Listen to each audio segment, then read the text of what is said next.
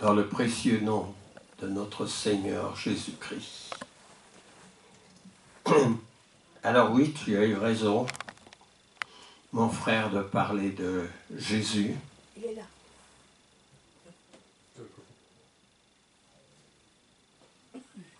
C'est bien. Tu as eu raison parce que Jésus, c'est la plus grande bénédiction qui puisse exister. Tu as souligné sa présence dans les Écritures, dans l'endroit que tu venais de lire, mais je suis toujours fasciné de voir la présence de Jésus depuis la création du monde. Dans le Nouveau Testament, on ne cite pas Jésus chaque fois que la divinité s'exprime. D'ailleurs, on ne pourrait pas donner le nom de Jésus, puisque ce n'est qu'à sa naissance que Joseph et Marie lui ont donné ce nom. Et puis Jésus n'était pas encore engendré dans un corps humain. Alors, je dis avec certitude que depuis le commencement, Jésus œuvre.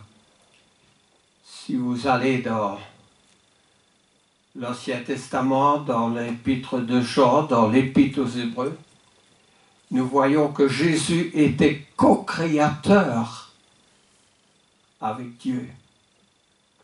Donc il était en esprit. Il n'était pas venu encore en chair pour la rédemption. Il y a beaucoup d'allusions dans l'Ancien Testament à Jésus, au Fils de Dieu quand il œuvre. Dans l'histoire d'Israël, on nous fait remarquer, ce sont là des allusions, mais Jésus est là. Quand, devant le peuple d'Israël, pérégrinant vers la terre promise, il y a cette colonne de feu le jour et cette colonne de nuit et la nuit qui conduit le peuple. Cherchez bien. C'est la présence de Dieu, mais vous y verrez aussi la présence de la divinité tout entière. Alors oui, c'est une grande bénédiction. Et pour moi, c'est la plus grande bénédiction d'avoir rencontré Jésus comme l'apôtre Paul l'a rencontré lui-même. Et j'aurais voulu que beaucoup d'autres le rencontrent aussi. Je dis, c'est ma plus grande bénédiction. Le sujet ce matin va porter sur la bénédiction, les bénédictions.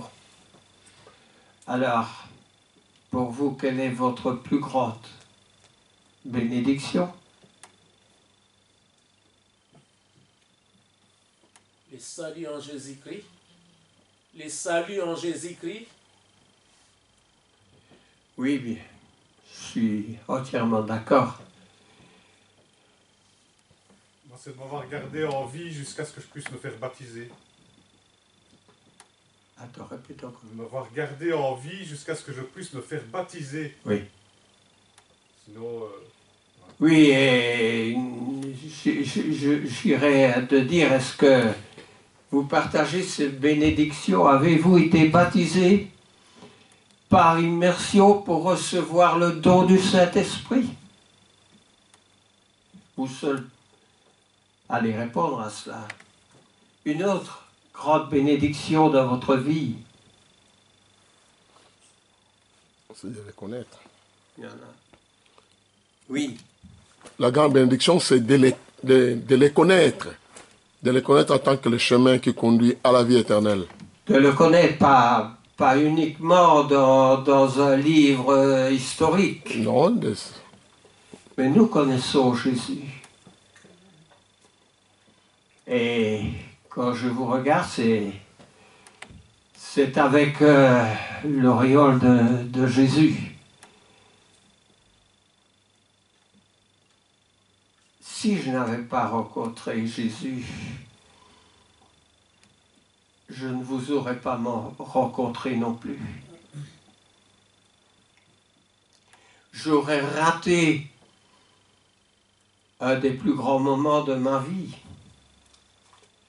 une des plus grandes joies, celle de vous connaître. Ça vaut la peine pour moi de vous connaître. Toute ma vie a été orientée dans ce chemin de Jésus, de ceux qui lui appartiennent. J'ai rencontré non pas des dizaines, mais des centaines de personnes sur les continents différents qui suivaient Jésus. Des personnes magnifiques. Je ne parle pas uniquement de la beauté corporelle, quoiqu'elle n'avait rien à envier à cela, mais beaucoup de personnes. Je pense que si je n'avais pas rencontré Jésus, ma vie aurait été banale, trop simple. On peut rencontrer des personnes dans son lieu de travail, dans un club que l'on fait partie. Si vous êtes au gouvernement, vous en rencontrerez sur les bancs, les bancs des élus. Mais il n'y aura jamais cette même fraternité-là, parce qu'elle ne peut pas exister. Et aussitôt que la cloche sonne pour la fin des activités, la fin du travail, quand le sport que vous faites en commun est terminé,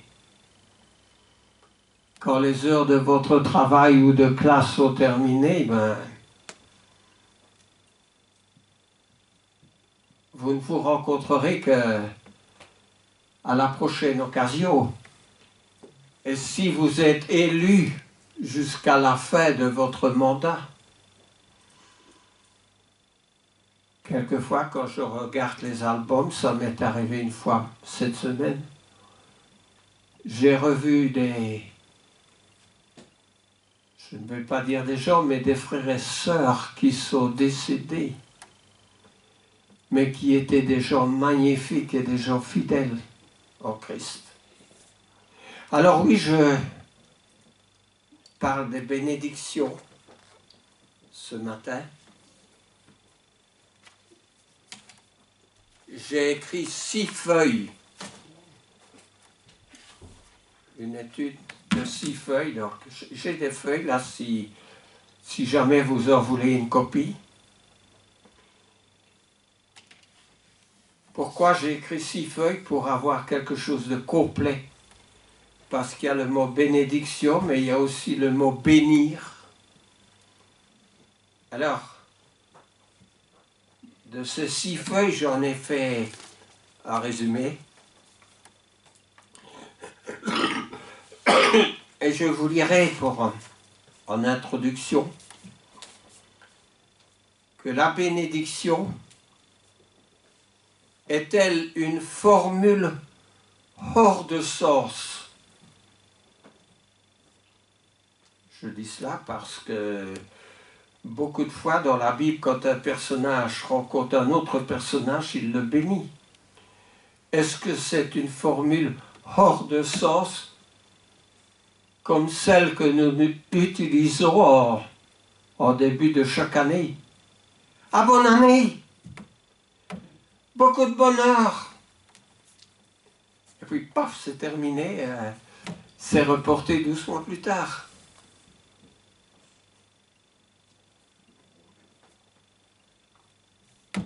Un dernier geste visible du Christ était la bénédiction qu'il a accordée. Et ce geste est fixé presque sur tous les vitraux des grottes cathédrales. Ce geste se trouve en Luc au chapitre 24, mon frère, si tu veux bien lire le verset 50, et peut-être même 51 si c'est nécessaire. Luc 24, 50, versets 50 et 51 au nom de Jésus.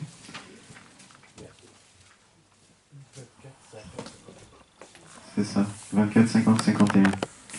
Il les conduisit jusque vers Béthanie, et ayant levé les mains, il les bénit. Pendant qu'il les bénissait, il se sépara d'eux et fut enlevé au ciel. Amen. Alors ça nous interroge. Ce geste de Jésus, il les bénissait. Ça renferme beaucoup de choses. Il les bénissait. La bénédiction ne se relève pas de l'action d'un homme, mais du Créateur. À la création, Dieu bénit. Parce que la prière de bénédiction annonce et affirme que Dieu va prendre soin de la personne qu'il bénit. La prière de la bénédiction affirme à l'avance la générosité divine, l'action de grâce. Quand Jésus bénit, il y a une suite à la bénédiction. Alors, quand Dieu a béni Abraham, il a béni à toutes les familles de la terre qu'Abraham allait engendrer en Genèse, mon frère, au chapitre 18. Genèse 18 et les versets 18 et 19. Genèse 18, versets 18 à 19. Au nom de Jésus. Abraham deviendra certainement une nation grande et puissante, et en lui seront bénies toutes les nations de la terre. Car je l'ai choisi, afin qu'il ordonne à ses fils et à sa maison après lui de garder la voie de l'Éternel en pratiquant la droiture et la justice, et qu'ainsi l'Éternel accomplisse en faveur d'Abraham les promesses qu'il lui a faites. Amen. Je veux que la prédication de ce matin ait une portée de réflexion chez nous. Quand Dieu a béni Abraham, c'est une portée de quoi? De quelques kilomètres? De quelques années seulement? Quand nous allons dans la parole, la suite de cette bénédiction d'Abraham, nous la retrouvons dans l'Église et nous allons y revenir. Parce que la bénédiction d'Abraham a porté sur Isaac, elle l'a porté sur Jacob. Jacob qui est devenu Israël, et ces générations qui ont suivi ont été l'ADN, comprenez cette expression, l'ADN du peuple de Dieu, en quelque sorte, dont nous faisons encore une fois partie. Alors oui, la bénédiction d'Israël est en Ésaïe 44, au verset 3.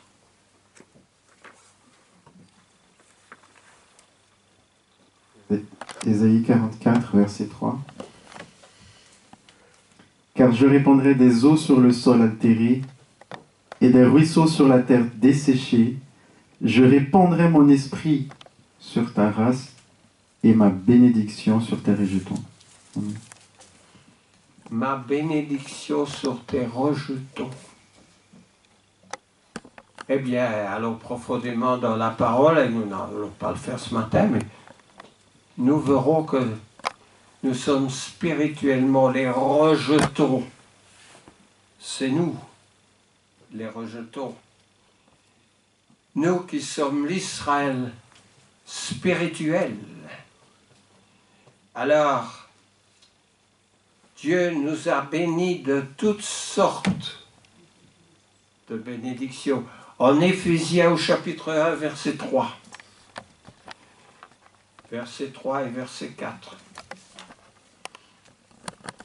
Éphésiens chapitre 1, 3 et 4. Au nom de Jésus.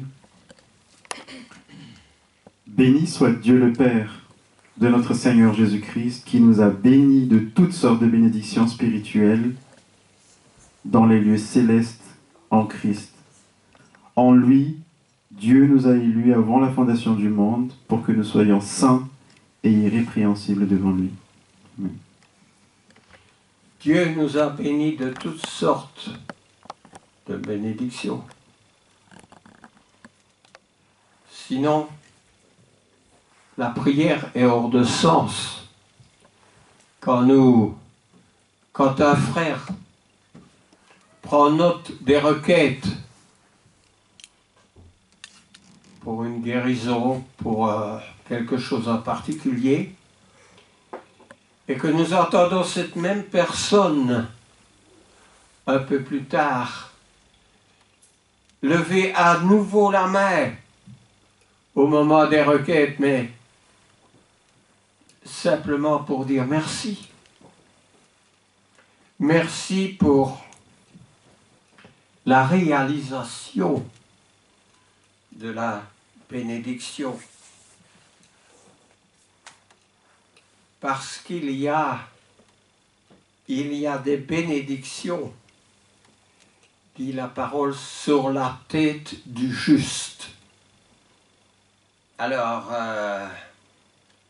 sur la tête du juste, c'est Proverbe chapitre 10, verset 6. Proverbe chapitre 10, verset 6. Proverbe 10, verset 6, au nom de Jésus. Il y a des bénédictions sur la tête du juste, et la violence couvre la bouche des méchants. Remarquez bien, dans toute l'histoire d'Israël, vous verrez des bénédictions sur la tête du juste, mais aussi des malédictions pour les injustes. Nous en trouvons par dizaines, par centaines, dans toute l'histoire du peuple de Dieu. Et il y a des bénédictions sur la tête du juste. Quand nous allons dans la parole, ceux qui sont en Christ sont considérés comme étant justes. Êtes-vous en Christ? Vous serez une personne juste, pas parfaite, mais juste parce que Christ vous a justifié. Et ça, c'est important pour recevoir les bénédictions. C'est pour ça qu'au moment de la prière, vous pouvez pleinement, librement vous exprimer pour vos besoins avec l'approbation divine. Cela est écrit. Alors, ceux qui sont bénis en Christ, eh bien, ils participent à ce que l'apôtre Paul appelle en 1 Corinthiens 10,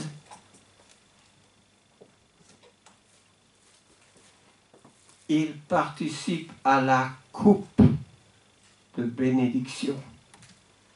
1 Corinthiens chapitre 10,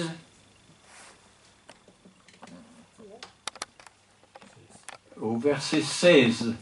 Et tu es toujours libre de lire le verset avant ou après, suivant ton regard. Je lis. Tu lis. Au nom de Jésus, la coupe de bénédiction que nous bénissons, n'est-elle pas la communion au sang du Christ? La pain que nous rampons, n'est-il pas la communion au corps du Christ? Amen.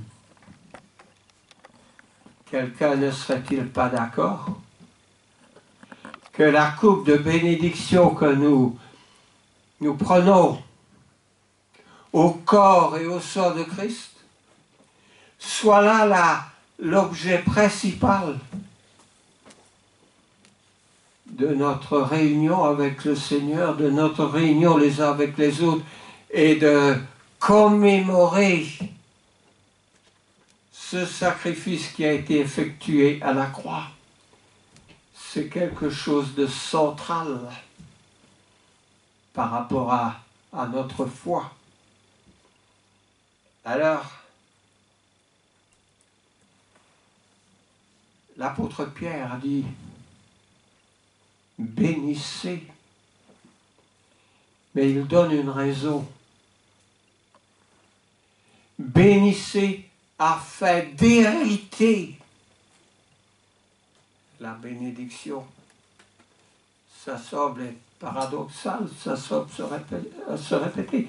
1 Pierre, chapitre 3, et le verset 9.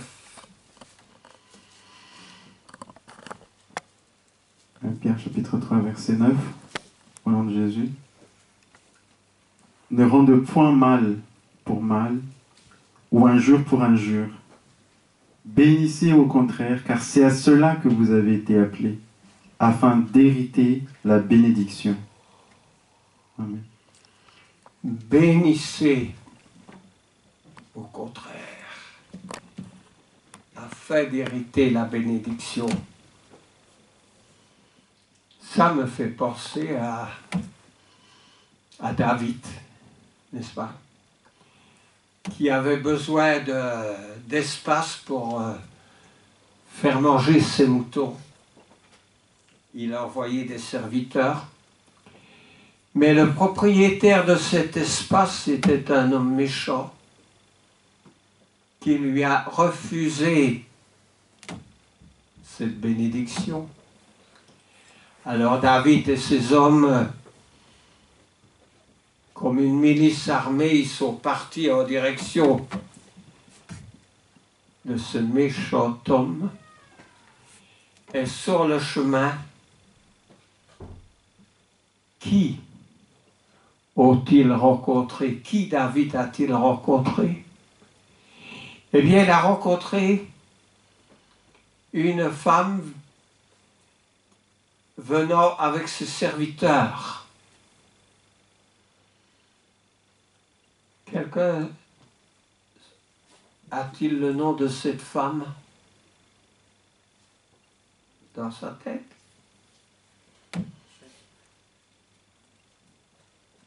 Non, elle s'appelait Abigail. Eh bien, elle est descendue, et puis elle est descendue de sa monture. Elle a béni David. Elle a servi en quelque sorte comme un tampon de plaider pour son méchant mari. Et qu'est-ce qu'il s'en est suivi? Le méchant mari, il est mort. Et la femme, Abigail, était devenue la femme de David. qui n'est pas la dernière, parce que la dernière était la mère de Salomon. Mais cette femme a évité un massacre.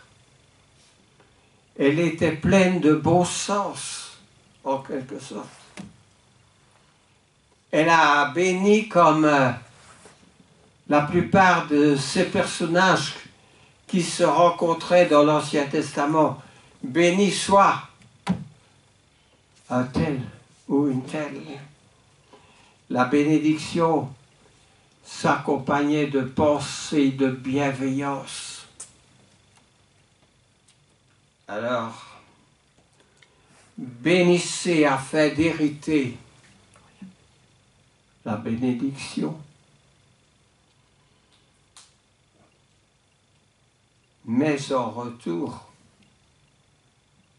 parce qu'il y a un retour, Dieu attend aussi certaines démarches de nous. En retour, on peut lire Genèse 49, 25.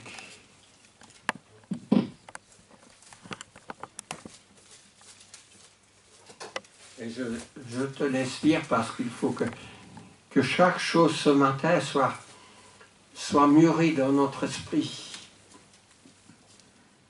Genèse 49, 25. 25. Au nom de Jésus. C'est l'œuvre du Dieu ton Père qui t'aidera. C'est l'œuvre du Tout-Puissant qui te bénira. Des bénédictions des cieux en haut, des bénédictions des eaux en bas, des bénédictions des mamelles et du sein maternel. Vous servirez l'Éternel et il vous bénira. Comment les absents, ceux qui ont délaissé l'Éternel, peuvent-ils implorer sa bénédiction? Il dit, dans le passage précité, il bénira votre pain et vos eaux. Dans le désert, il fait très sec. Le peuple d'Israël qui a séjourné dans le désert, voyagé dans le désert, est-il mort de soif ou de faim? Ah oui, il y avait de la colère, on a frappé le rocher, on a irrité Dieu par des actions insensées. Mais Dieu n'a jamais privé son peuple d'eau ni de pain. Et il dit, j'éloignerai vos maladies. Eh bien, faites bien attention, dans tout le désert, il y avait des recommandations, des commandements de ce qu'Israël pouvait faire et ne pas faire. De telles plantes, de tels animaux qui pouvaient être mangés et d'autres qui ne le pouvaient pas. Regardez toutes les recommandations qui sont dans les 5 premiers livres de la Bible et vous verrez comment Dieu est un Dieu prévoyant, un Dieu de conseil, un Dieu de sagesse pour que nous vivions. En Exode au chapitre 23, verset 25.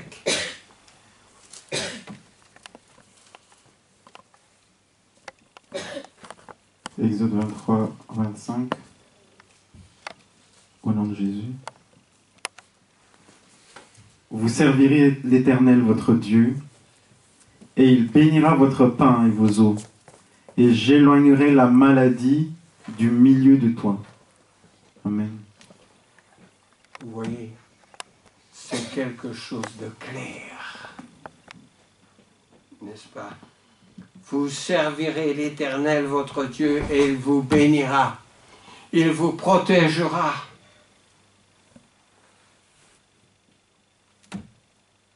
Et la parole parle à un convaincu. La maladie, quelquefois, on ne peut pas l'éviter. Même une maladie qui est mortelle. Je me souviens qu'en 2006, le médecin, lorsque mes enfants téléphonaient, disait non, il ne peut pas vivre, votre père. Il a le cancer, il est au stade 4, etc. Mais celui qui a la main, comme sur le roi Ézéchias qui a eu 15 années de sursis de vie, c'est Dieu qui décide parce qu'il a la puissance de le faire, parce qu'il a la sagesse de la décision, parce qu'il est le maître, parce qu'il est le créateur de chaque créateur, de chaque créature. Mais vous servirez l'Éternel et il vous bénira. Quelquefois, on a des requêtes sévères. Dans la première tranche de notre vie, on veut trouver l'âme sœur. Parce que l'être fragile que nous sommes, aspire, a besoin d'un conjoint. Il a besoin de partager quelque chose. Il a besoin de partager une partie de lui-même. Quand on est malade, quand on cherche du boulot, quand dans maintes occasions on cherche la bénédiction,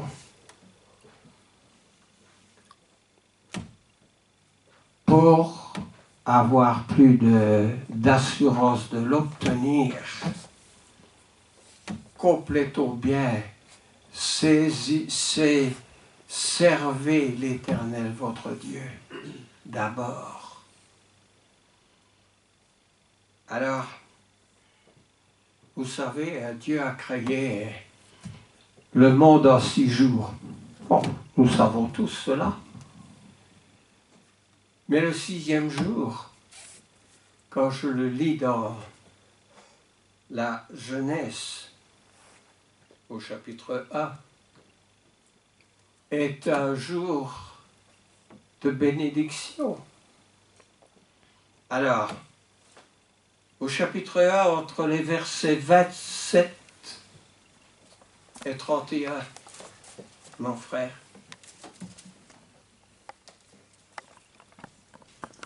Genèse chapitre 1, 27 à 31 au nom de Jésus. Dieu créa l'homme à son image.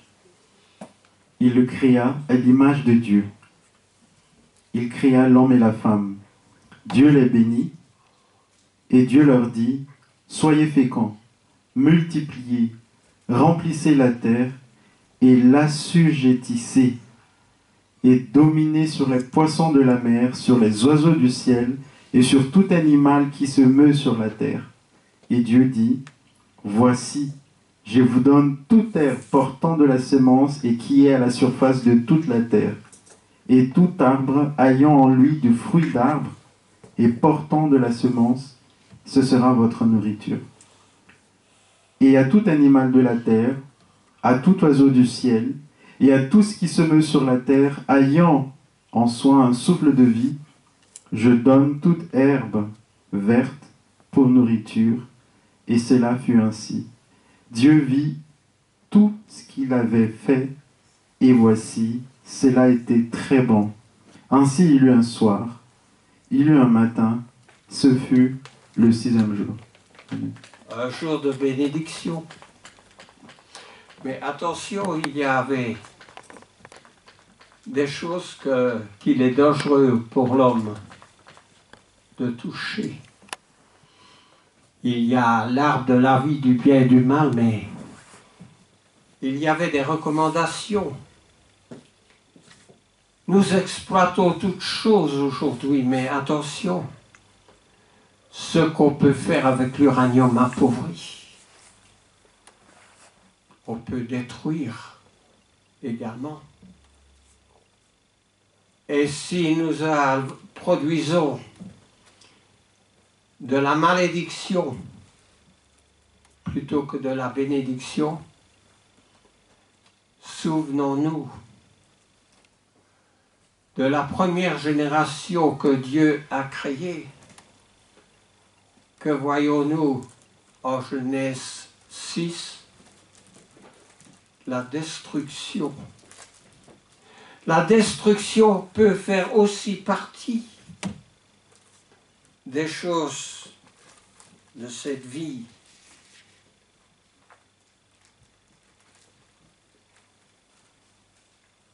Après le déluge, une nouvelle bénédiction est donnée à l'humanité, la puissance et la fécondité.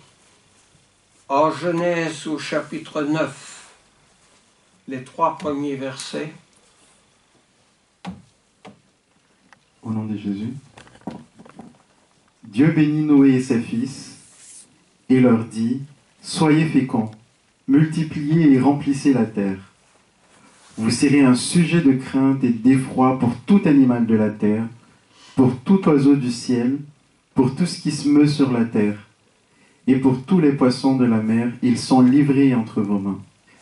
Tout ce qui se meut et qui a vie vous servira de nourriture. Je vous donne tout cela comme l'herbe verte. Amen. Tu vas en Ézéchiel. Oui, ce que mon frère vient de lire, c'est une nouvelle bénédiction qui est reconduite à Noé et à sa famille. La bénédiction du juste.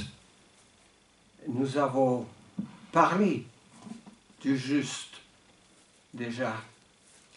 En Ézéchiel 34, entre les versets 20 à 25. Au nom de Jésus. C'est pourquoi, ainsi leur parle le Seigneur l'Éternel, voici je jugerai entre les brebis grasses et la brebis maigre, parce que vous avez heurté le côté et avec l'épaule et frappé de vos cornes toutes les brebis faibles, jusqu'à ce que vous les ayez chassées. Je porterai secours à mes brebis afin qu'elles ne soient plus au pillage. Et je jugerai entre brebis et brebis. J'établirai sur elles un seul pasteur qui les fera paître. Mon serviteur David, il les fera paître, il sera leur pasteur. Moi, l'Éternel, je serai leur Dieu, et mon serviteur David sera prince au milieu d'elles.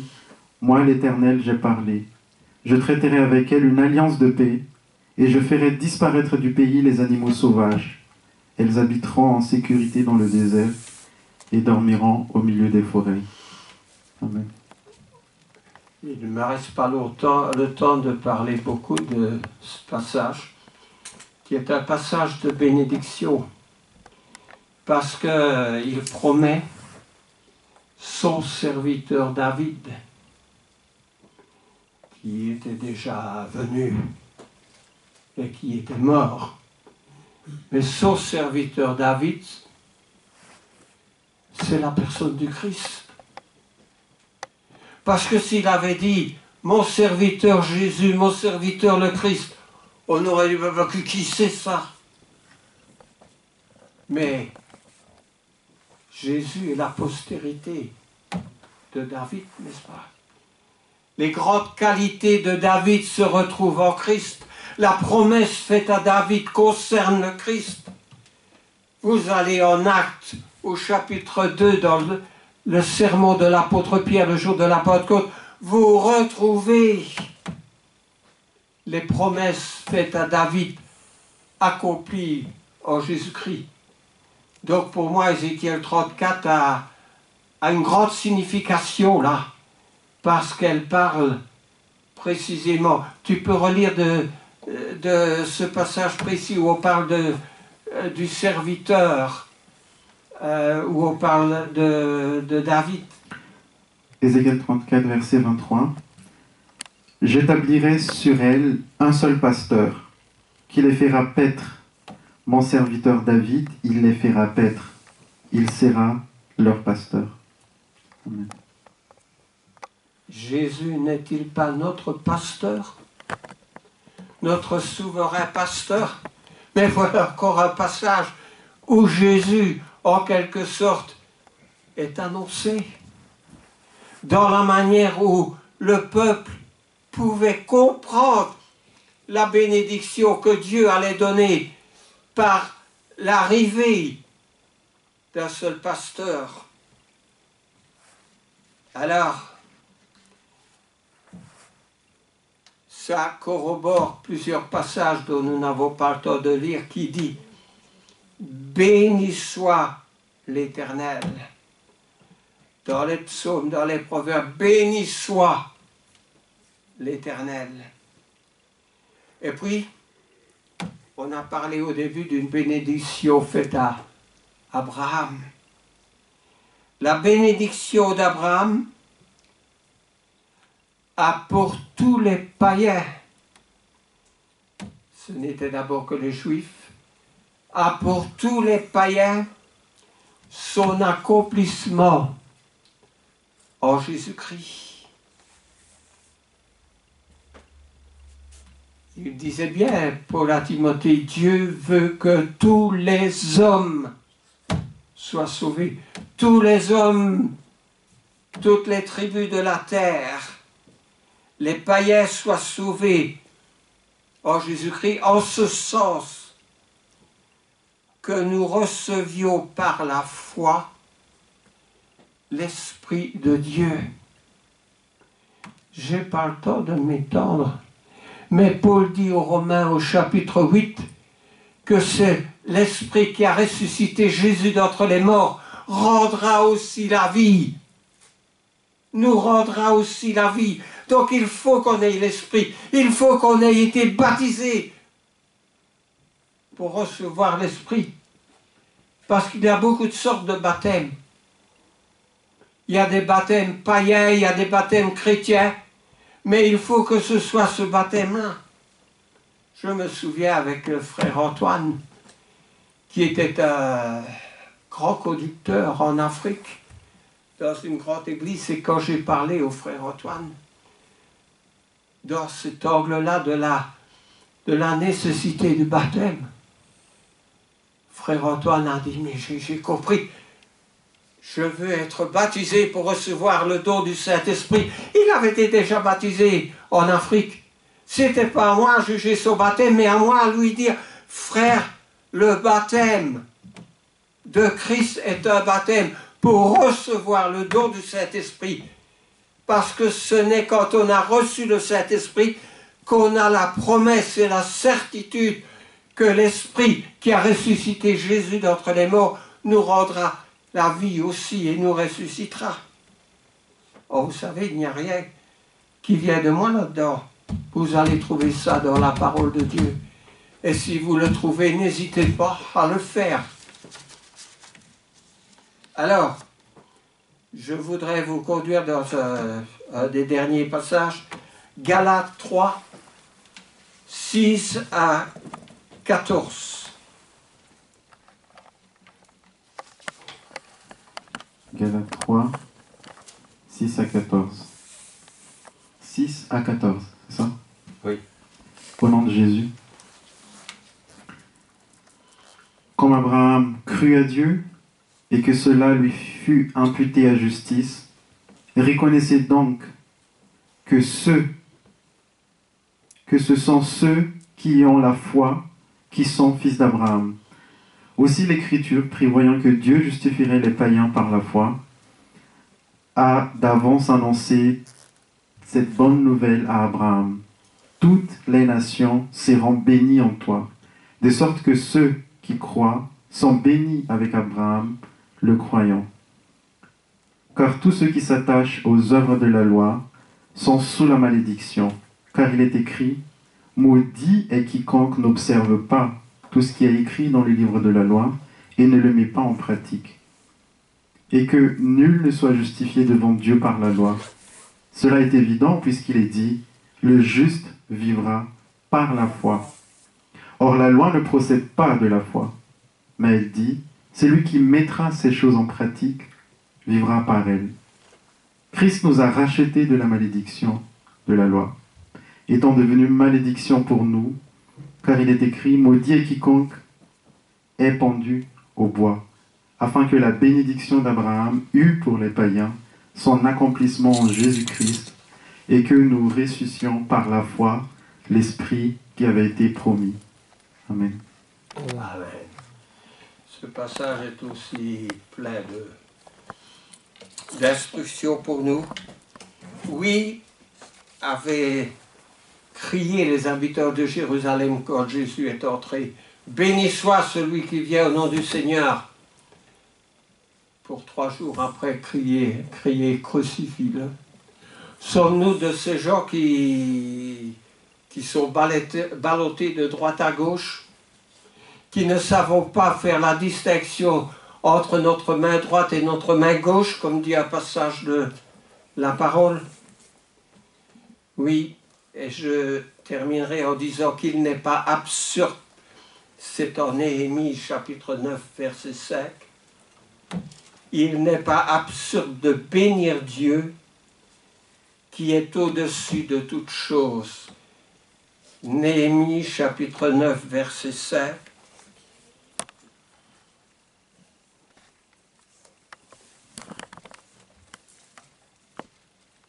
Néhémie chapitre 9 verset 5 au nom de Jésus. Et les Lévites, Josué, Kadmiel, Bani, Hashabnia, Shérébia, Hodija, Shébania et Pétacha dirent: Levez-vous, bénissez l'Éternel votre Dieu, d'éternité en éternité. Que l'on bénisse ton nom glorieux qui est au-dessus de toute bénédiction et de toute louange. Amen. Amen. Bénir, c'est confesser sa générosité et lui rendre gloire à Dieu. Et comme nous l'avons dit au début, quand Jésus est monté au ciel, il a béni ses disciples. Nous sommes parmi les bénis, ceux qui faisons sa volonté. Je rappelle que j'ai, avec toutes ces pensées, gratté 6 feuilles de papier. Et si vous en voulez une copie, eh bien, dites-le moi. Je crois que notre temps, je ne peux plus voir l'heure, mais notre temps est accompli. Amen. Amen.